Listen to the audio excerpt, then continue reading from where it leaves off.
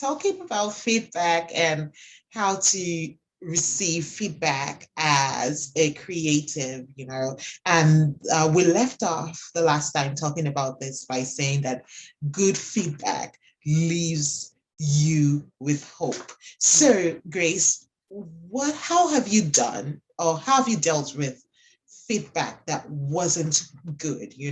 What have you done with negative feedback that wasn't delivered with tact and was about you and not necessarily about your work? So, what have you done in the past with that?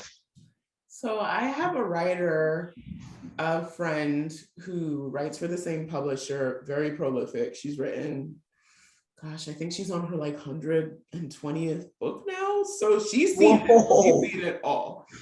And we were talking about this one day, and she's like, you know what, Grace? There's feedback and then there's reviews. She said, you Mm. listen to the feedback and the reviews are what they are. Reviews, whether good or bad, I hate it, I love it. Oh, I stayed up all night reading it. Oh, this made me want to, I write romance, that's full disclosure. This made me want to run off and find my own prince or whatever. Great to hear. Ego stroking makes me smile. Does it help me become a better writer? No. Mm. Or I hated this book. I'll never read this author again. It stings, but again, does it help me? No. That is a review. Mhm. Feedback, even when it's harsh, like we were talking a little bit about before, is given by somebody who recognizes you as the creator, who gives you that path forward, who gives you it's actionable. That's a word you use a lot. So I'm going to steal it from you, Claire. It's actionable. It's something that you can take, that you can look back on your work, that you can recognize in your work, and that you can build on. Mhm. So I think that that's a really important thing to look at. And while those reviews and those reactions, in and of themselves is tempted to have your head turned by them, they're personal reactions. And I think the best feedback is almost completely devoid of personal feeling and personal opinion. That's so good. um yeah, I'll give an example. I absolutely hate anything horror. I hate horror novels. I Me hate too. horror movies. I hate horror short stories. Like, I like everything to be light and happy and sweet, right? But that genre is absolutely huge. People eat it up like no man's business. So if a fellow author gives me a horror manuscript to read, if I'm giving them feedback on it, I can't look at it with the bias that I hate horror. It makes me uncomfortable. I was gritting my teeth. I could barely keep turning the pages because I was so uncomfortable. That is allowing my personal feelings and my personal bias to affect that feedback. But Mhm. all books have sentence structure, all books have characterization, all books have moving the plot along, all books have pacing. Those things I can give feedback about, even if I personally do not care for that genre or for that type of book, or even for the author's voice. Sometimes the way the author writes just won't agree with you. But Exactly. yeah. You just gave a point about her, for example, and giving feedback on someone that writes that, the fact that you can give feedback on the mechanics, of writing, but the kind of feedback you give will not be, no matter how you try, will Mm-hmm. not be as glowing as a person who is a lover of that genre. Yes, you know absolutely. and bringing it back to worship music, if you write and sing worship music, and then you take it into a secular space, it's really, really hit and miss. Yeah, Um, because people are not necessarily out there, are not necessarily a lover of that genre, and absolutely. it may not resonate with them. Absolutely. Unlike if you took it to where the genre belongs, Absolutely. where people will resonate differently and the feedback. Yes. So earlier when we were bouncing ideas, we were talking about niche, knowing your Yes. genre, knowing your niche also is something that can help you in this process of development as a creative, uh, understanding who your tribe is. That's something I always say. Know your tribe. Are you going to seek feedback, or holding on to feedback from someone who knows nothing about your genre Yes. also? With earlier in the day, we're talking about sources, for research and the validity of Mhm. sources. Can you um, shed some more light on that, Grace? So, aside from being a writer, I'm also a librarian. So I help a lot of students, both graduate and undergraduate, with their research projects. And I always tell them, a source is a source. Like it is, it is what it is. But it's the perspective that source offers. It's the Not all sources will be useful for all papers. For example, I was a lit major. If there's a paper on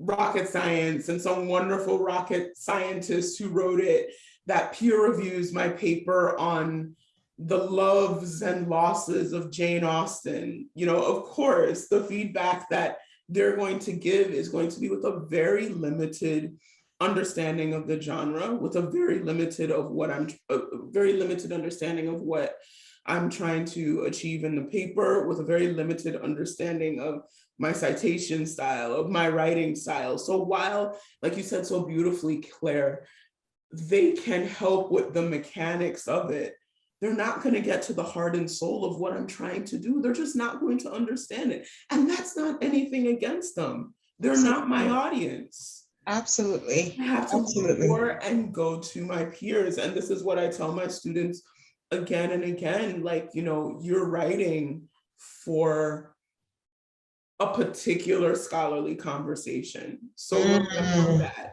Use their language, so appeal good. to their interests. Don't try to write for everybody or to Mm, deal with everybody. mm, And, it's like being at a dinner party with people who do the same thing you do and you're all talking about work versus being at a dinner party with people doing something that's completely out of the scope of what you do, that know nothing about it. Yeah, the conversation will be polite, but you're not going to vibe and flow like you would when you are with your tribe, like you said, Claire. So absolutely. that is hugely important. And if you're getting feedback from someone who does not understand your vision, who does not understand your genre, who is not well versed in your niche, I'm not saying that they can't offer great feedback, because they can, but that can't be the only feedback you listen to, Oh, because that's so good. That it's can't be the only feedback you listen to. it can't. That is so good. That's just a fast track to That heartbreak. is so good. You Yeah. know, you say that I'm talking about sources, and from a research perspective, I remember thesis writing days when we're Yes. writing theses, and I was looking at your thesis from like an English and library perspective, and in my mind I was like, what is this? You're It's like, why do so you have so many ellipses? Like, what is this? You can't do exactly, this. exactly, and it was totally different from the structure I was used to, like in the social sciences, right, and managerial sciences. But that didn't make your thesis invalid. Absolutely not. And you know You know? what's funny? Because I compared the feedback you gave me, which was excellent, by the way. You helped me write a cleaner, more concise, more detailed paper. But it was funny because the feedback that my professor gave me was like, oh, you have this wonderfully esoteric introduction. Whereas you were like, you could cut this down. This could go. It was This too could go. flowery. I was Just like, get to the Grace, point. where are you going? Stop spinning a tail. Yes. Rein it in. Come on now. But you know what was brilliant was I was able to combine, you know, those two critiques that I received. On one hand, I was able to preserve what, the professor in my field thought was so special about that particular chapter.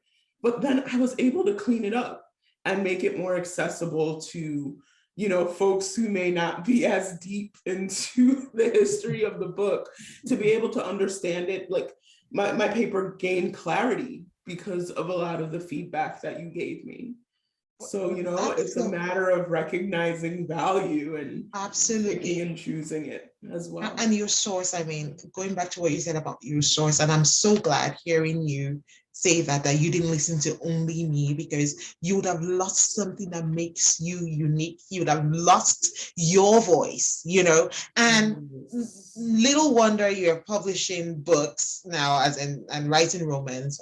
I thought it was too romantic. It was a gift. But that's your voice, and I know that there are people watching or listening to this who have tried to put themselves out there, try to create something, and because of a person's preference, like, and their own training, they didn't think that your voice, what your voice represents, was for them, right? And then we take that on and we lose what makes us unique, you know, because we're listening to somebody else. So, where do we draw that line between preserving our uniqueness, and changing the core of who we are and our voice as a creative as a result of criticism now? I think it goes back to having a good grounding. And, Mm, of course, our first our first grounding is in Christ, knowing who we are, knowing what he's put inside us, knowing what we have that is there to share with the world. And yes, it's there to be polished, it's there to be refined, it's there to be presented in different ways, but that core voice, that core vision is so wholly important. And recognizing what that is and nurturing it and being sure of it, you no one else but you and God can tell you what you are intended to do.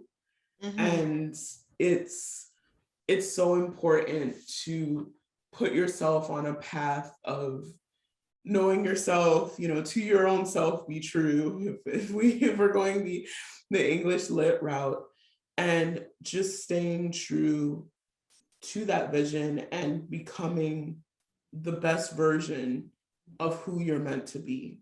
And So there are a lot of tools. There are a lot of tools that help with that. There's books, um, there's coaching, which you do, Claire, and which you help me immensely with. Like I have to say a lot of my success in recent years has come from those conversations that we had years ago, about who I am and what I'm meant to be. And no one on the face of this earth can rightly define what you have inside of you and what you're supposed to do with so it. That's good. something you have to figure out by So yourself. Yes, you can have guidance and help along the way. And yes, the Lord is with us every step of the way. He knit us in our mother's wombs. He knew who we so were good.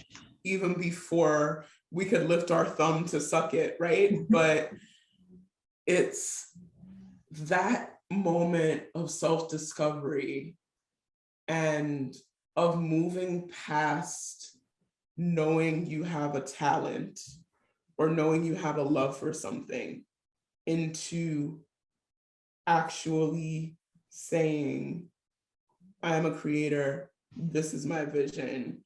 Um, I'm I'm an expert at this. This is what I do. This is what I'm meant to do. This is what I'm meant to add to the world, to society, to So good. music, to literature, to science, to whatever it is that you're pursuing. So There's good. nothing more beautiful in the world because it all ties back to purpose. So good. I was just waiting as you said that, so good, Grace, about grounding, because I know earlier in the day with like, what is the basis for you doing what you're doing, right? Where is that source of validation and grounding, as you so rightly put it? What is the source? And I love how you beautifully taking us right back to God and you know, calling and gifting Yeah. upon your life, and that is where being true to ourselves and knowing, there's just some things that even though you are not great, you're not 100% excellent at today, you still know that there is a sense of calling in this area. Yeah. And so that call should propel you, to go learn everything you can about it, Interestingly, you find that when you take a step in the direction of purpose or calling or vision, you suddenly realize that, oh my gosh, there's a whole new world of, for example, music. There's a whole new world of novels. And there is so much I don't know about it, that I have to learn. So the learning comes with the process anyway. Yeah. You can't really avoid the extra learning that comes with pursuing the call. And we don't need to feel bad or intimidated by the fact that we don't know, you know. And again, there is a learning that comes from doing that you cannot circumvent. However, I'm coming back to what you said earlier, Grace. Coaches, these days, there are coaches for everything. And part of what they do is help be that ramp between where you are and where you want to get to, and help you avoid the throws that many of us have been through, But that being said, even with the best of coaches, there's just some things you discover about yourself, about your gifting, about your talents as you do it.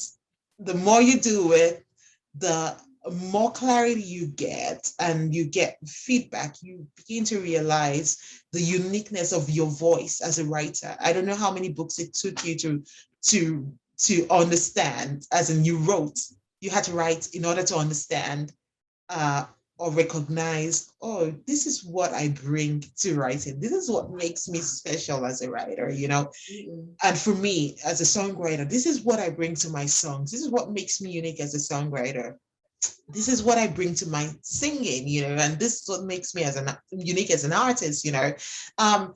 Some of that I'm sure we are both aware of, but there's still more discovery waiting for us as we continue to show up and pursue this gifting that God has placed in our lives, right? And you know what I love most about coaching is that it kind of helps you. It's awesome. Like they're part cheerleader, part therapist. Like it's but one thing that I really liked about it is, when you talk about gifting, when you talk about purpose, when you talk about talent, however you want to put it, it almost helps you break beyond the surface to the nuances below it. It's not enough to say I'm a writer or I'm a singer or I'm a minister. Okay, what kind of ministry? What kind of writing? What kind of singer? What part of music am I getting into? Am I a Exactly. songwriter or am I someone who gets up there and sings somebody else's songs? Or am I someone Absolutely. who leads worship? Or am I someone who does both? Is and what do I want from it? Do I want to retain control over everything? So is indie the best thing for me? Do I have, the time, the energy, and the the push to pursue getting signed to a record label because I don't want to do anything except show up and look cute and sing? Okay, maybe that's for me. So then how do I get there? What's the plan? How do I make the plan? And that for me was the most valuable part of working with a coach one-on-one, because I was able to break down, not only get to know myself, but to break down my goals and where I wanted to go into these manageable steps, like just to create a game plan. It's not enough to have like this vaguely romantic idea of what it is that you want to do and fantasize about yourself, eventually doing something. It takes small Mhm. steps to achieve something big. So figuring out what those small steps are and how to get to them, and also, boosting your confidence and, your self-awareness and getting to know yourself in getting to that is a huge part of it as well. That's awesome. Well, this conversation has been amazing, Grace, just It has. considering, taking that feedback and criticism, and using it as a force to propel you, and even when it's not framed positively or tactfully, being able to evaluate it and look for patterns, that was something so good you said. And then the source, do not depend people on feedback from just one source, or a source that is outside of your genre. And so if you do not even know what your genre is or what your niche is in the creative context, in the spectrum of your creative endeavor, then that is where looking for a mentor, a coach, it would be so helpful, because you need to know your niche and your genre, and it just helps. It helps you, it helps those people also giving feedback, because they can tell you like, okay, I'm not very much into this kind of Mm-hmm. genre, but this is what I think, that Yes. is more helpful and specific than if you're just going general with your work. And a mentor can also help you process the feedback that you get, as Absolutely. you go along the journey. I think that and kind of keep you looking at things objectively and from different perspectives. And Absolutely. mentorship and coaching, yes, you want it one-on-one, you want to have that personal relationship with someone, but I always jokingly say that some of my best mentors are people who aren't even alive anymore because Oh, I've studied their words and I've studied the nuggets of wisdom that they've left behind, and I've read about their experiences, whether in interviews or in books that they've written about themselves and advice that they've given generally. And they act as as guides as well. So it's a combination of all those different things that just enrich the experience and make the journey better. absolutely. Well, this has been a great conversation as always, Yes. Grace. Thank you so much. Thank you so much for your wisdom and sharing part of your insight with us. And guys, till next time, see you, and don't forget to subscribe. Cheers.